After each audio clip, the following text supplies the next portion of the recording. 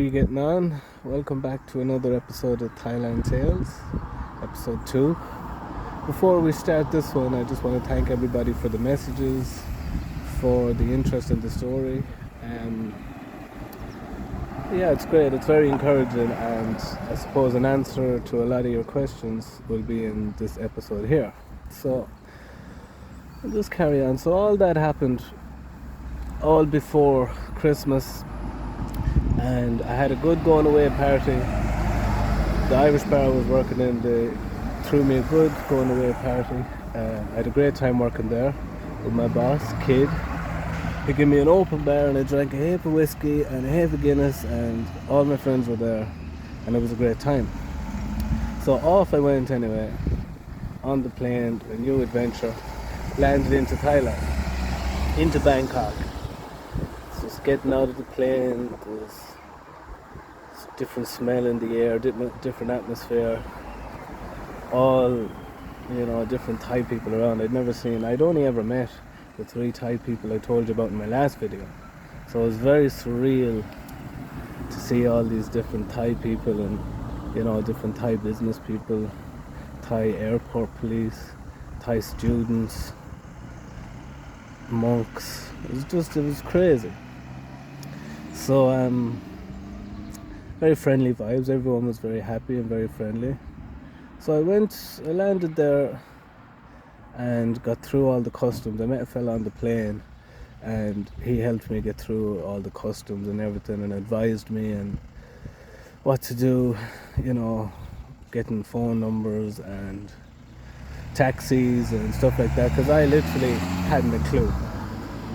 I had never, everything was completely new to me. This was an adventure. I just said, fuck it, what's meant to be will meant to be. If it's a good decision, if it's not, it won't be. And off I went, landed into Thailand to go teach in English. So the taxi driver, funny story with the taxi actually. So your man met a fella. There was a heap of people at the airport booking taxis, offering taxi services and shit like this. And the English fella that I had met on the plane, he had seen a taxi driver that he had taken a taxi with before. So he says, oh, will you take my friend to Bangkok? He wants to go, treat him well, do a good deal, and all this kind of shit. And your man says, yeah, no problem, sir, leave your bags over here, sit down. So I did. I was sitting there with I had a suitcase and a backpack. And I was sitting there waiting for my turn. There was a heap of people there waiting for taxis. And I was thinking, I had watched on YouTube a lot about Thailand, and I had saw how haggling is in the culture. Haggling with the price of things is in the culture. It's almost expected, and they appreciate it, and they get joy out of haggling the price. So I was thinking, your man had told me the price was going to be 1,800 baht, I think, and I had changed money at an exchange thing just for the taxi. So I remember I was looking at the money and I was counting it, and I was thinking, right, I'm going to haggle and I'm going to get it for 17. And so that was grand. A lady came and brought me to the taxi, and 1,800 baht, and I said, oh, can I 17? She goes, no. But I had the 17 already counted out, and I gave it to her accidentally. And it was only when I gave it to her and I sat in the taxi and the door was closed, I thought, oh shit, that was actually 1,700 baht. And I was sitting there with the taxi driver. We were about to pull off. Next thing, she came running back, knocked on the door and said something in Thai to the taxi driver. She said 18 to me. The taxi driver started laughing. I gave her the other 100 baht and apologised. That was grand. So we're on our way to my hotel. Got to the hotel. I didn't want to relax too much because I knew I was there to work. So I landed there and I started getting on to English recruiters for teachers I had looked up on Facebook, and I was chatting with them. So I had a couple of interviews in schools, and I was talking to a couple of different schools on Facebook as well. So it was boiled down to a couple of options, and I took the option that paid the most and that provided training, because again I hadn't taught English before. So that was grand. I had my job got, and it was in a place called Pattaya. Now I had never heard of Pattaya. I didn't know what it was about. But the interesting thing about it was, when I got the job, the fella, his name was Daniel, he said to me, "And do you mind working in Pattaya?" And that struck a chord with me, because why would he ask if I would mind working in a place? I said to him, no, it's grand. I was just happy to get the job. So that was grand. I had my job sorted. I could kick back a little bit. So I was there, a couple of weeks rolled by, and the holiday part of it was finished, and I left my hotel and I booked another place closer to the centre of Bangkok. Now I was getting a bit more used to the area, and I booked a place closer to Bangkok. I was thinking to myself, I decided to leave everything that happened in Germany, start a fresh slate, holding no grudges to anybody for any bad situations that happened. And in there a couple of weeks, in my new place, knowing I was leaving and going to Pattaya, naturally I started getting curious about Ying. And she had told me a lot about her life in Thailand, how she was successful. Now I could see in Germany she had money, and I started thinking about, I wonder what her life is like here. And some of you will probably think I'm daft, but out of curiosity, I text Ying, and I told her I'm here in Thailand. I told her I'm here in Thailand, and did she want to meet up? So yeah, I decided I'm holding no grudges, new slate, new life, and I wanted to see a bit about what Ying's life was like in Thailand. So from when I decided that in my mind, and I must add, when I went to Thailand, it was like a beginning of a spiritual journey for me. I was really trying to shed old ways, forgive anger that I had held on to, let go of anger, be more free and lose some of my ignorant ways. I would drink a lot, I would do a lot of fighting, and I had ignorant ways since I was a teenager, just the way I grew up and stuff like that. But those are for different videos. So basically, to make a long story short, I got in contact with Ying, and within a couple of hours of getting in contact with her, I had met her, and we stayed together that night. So I got on the BTS. She instructed me how to do it. I hadn't a clue. Got on the BTS. She told me to stop to get off. I got off at that stop, and there she was in a almost new Toyota Fortuna Jeep. Ying was living good. So I was fucking, jeez, this is nice. Hopped in the Jeep, said hello, and lovely leather interior. And it was nice to see that and to be involved in that. Went to her house. She lived 20-minute drive away from where she picked me up. Went to her house. Lovely house. Another nice car in the driveway. House all done up nicely and doing well. So it was true what she was telling me. She was a successful person. So me and Ying ended up traveling around. It was about 2 weeks from when I had gotten in contact with her to when my new job started. So we went to places together. We went to see temples. She brought me to lovely places to eat. We went to see all these, just real traditional Thai villages. Went to beaches. We had 2 nice weeks hanging around with each other now again, and the slate was cleaned in my mind, and none of the situation didn't come up. We didn't, it hadn't come up directly. Now I am all on for talking about things, but I do like to let it naturally happen. And I was there for it, but I wasn't bringing it up, and I was getting on with things with her. But of course, things always come to the surface, and it had started. We had went to a few places together. Things were nice, and then smart comments had started to come up. Things like, "Oh, how could you ever leave me and treat me so bad? Look at how good I treat you," and things like this when we would go somewhere and things like that.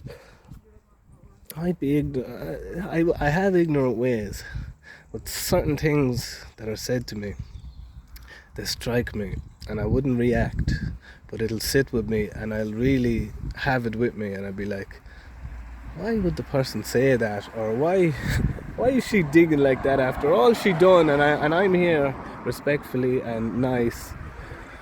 If she wanted me to unload ammo on her, I could unload, but like, why I didn't understand. I was like, is she looking for truth?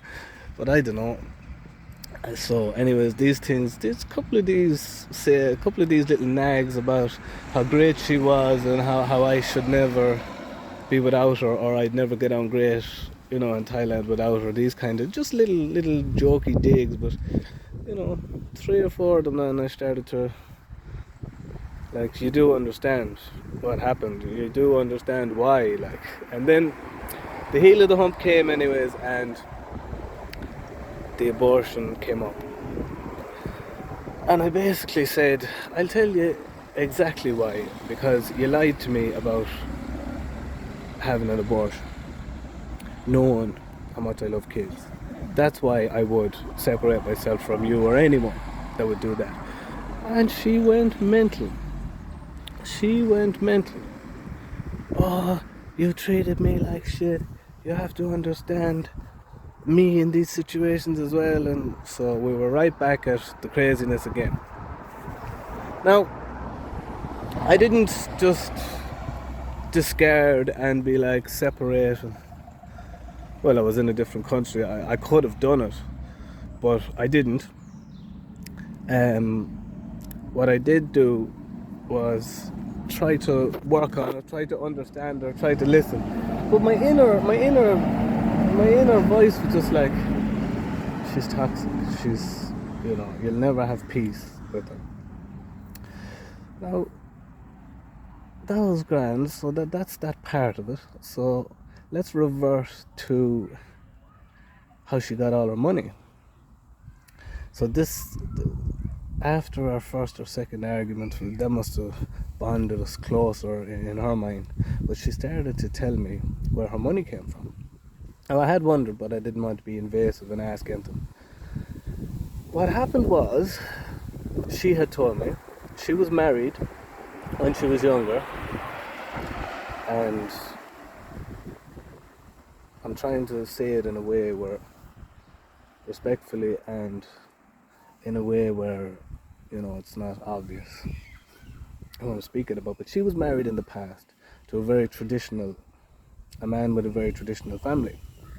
He had a great job. His job was in Germany, hence why she was there. They had a son over there. But they were living in Thailand. He was working in Germany. And he had a second wife all along in Germany. So Ying had found out about that. She had started noticing clues, and woman's intuition. Women are very, very aware, very, very smart. A lot more smart than men, if you ask me. But she had copped anyway, and she set up a few traps to make sure, and she caught him. So in this traditional culture, I think he was Japanese. If his mother found out he was committing adultery, that he was cheating, he had another woman outside the marriage, if the mother found out that, she would disown him. Now this is what I was told by Ying. So rather than leave him, she blackmailed him. She told him, you give me, now she told me he had a 10,000 a month, 10,000 euro a month job in Germany. She told him that you give me half your salary every month and a credit card to pay for all our son's expenses, and I won't tell your mother about your affair. And he did, and is doing it still. So now look, you can think whatever you want about that, you know. Is she well within her rights? Is she not? That's all subjective. Everyone will have a different opinion about that. Let me know what you think about that. What I thought about that was, Jesus, this one has been manipulating all her life. I have to be honest. That's what I thought about it. And the money was coming very free to her, and she had set up businesses and she put it to good use, fair play to her. But she was manipulating men all her life. Out of hurt, yes. But this is what I seen. This is what my involvement of it came to. After that, I didn't feel too guilty about receiving her money, or us going out and her paying, because I was feeling a little bit, just the man in me. I was realizing to myself I'd never be able to be a pimp, because every time she paid for something, it kind of irked me a little bit that it wasn't me paying. Now, I didn't understand Thai money either. I didn't understand what rent prices would be, or if I had enough, or if I didn't have enough for rent, and it turns out I did. But so we were eating in these fancy places, and I was enjoying it, and she was enjoying it, and it was all on her husband back in Germany. So I would say to her, joking, that she's my sugar mommy, and she used to get very, very angry about that one. She didn't like that one. I must add Ying's age. Ying was 49 at the time we were with each other, involved with each other. Now, Asian women age very, very well.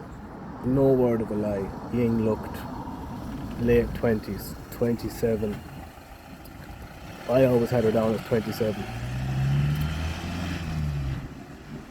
People have gotten in trouble by their missuses when they've been shown photos and asked to guess her age, and they've guessed late 20s and really 49. So the more arguments happened, the more I started thinking, well, look, this is not going to work out, but I deserve a bit of trauma money. I deserve a bit of, if I'm going to exit this, I might as well be in the plus. Again, you can think what you want. You can have your own opinions on what's good for you or what's what. I'm not as vengeful now. As I said, it was the beginning of a spiritual journey. Now I'm the type I almost let people do anything they want around me. And I just step out of the way, let the universe handle it. If you can be aware of something, watch your reactions and don't react. You'll also be aware to watch the same energy come back to the people in different ways. It's actually very interesting, but there's another little tangent. So there was a couple of times where she'd send me money when we weren't together, and she would just do it out of kindness. And I always intended to pay her back, and I did pay her some back, but we ended up having a fight, and it was the final straw. So this is going to be the last video I do about Ying, so I'm going to wrap it up and I'm going to leave it here. after I explain this, and we're going to move on to more fun stuff. But you know, I had moved to Pattaya. Ying she lived in Bangkok, but she would visit and up and down. But the first night we went to Pattaya, Ying said to me, "I want to show you Walking Street. You won't believe it." So we found a place for me to stay. We parked up the Jeep and we went walking down Walking Street. And I couldn't believe it. Girls outside in bikinis, calling you in everywhere. The most beautiful women just dragging out of every man walking by. And I can't lie. Especially since myself and Ying's relationship was going sour. I can't lie, my thoughts were, I can't wait to come down here when you're gone. Those were my first thoughts. I can't lie, there's no point pretending. And surely enough, I got into that kind of lifestyle for my first while I was there.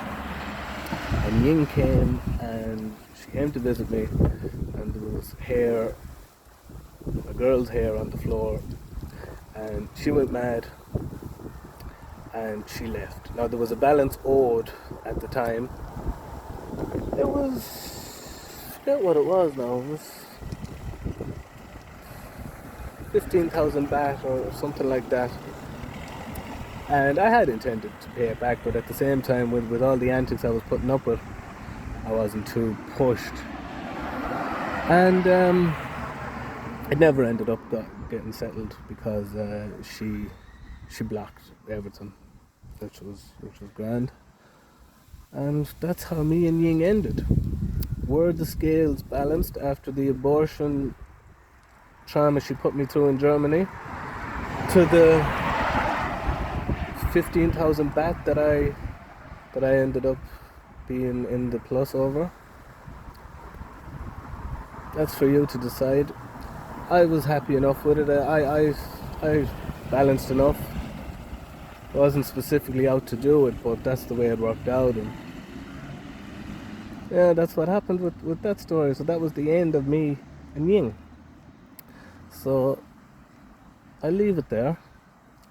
Thanks for watching. Any comments, any feedback, what you think about any of that situation, just leave them there in the comments and I'll get back to you and I'll read them for sure. I appreciate everyone that's watching. And until episode 3, thank you very much. Bye bye. Peace and love.